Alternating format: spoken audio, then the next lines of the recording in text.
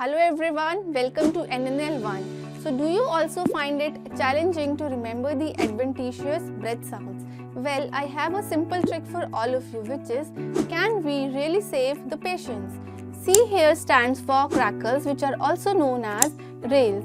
So crackle sounds are the bubbling sounds which indicates the presence of fluid in the alveoli, and they are majorly seen in the conditions of pneumonia or heart failure.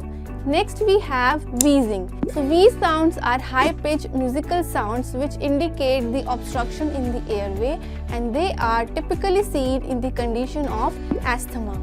Next we have R, which is Rhonchi. So Rhonchi are low-pitched snoring sounds which shows that there is secretions, and they often clear after coughing. They are typically seen in the condition of chronic bronchitis or COPD.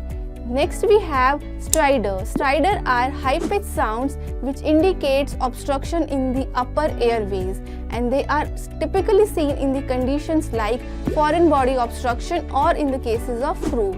And last we have pleural rub. So pleural rub is a high-pitched friction sound which indicates that there is inflammation in the pleura, which is a hallmark sign in the case of pleuritis.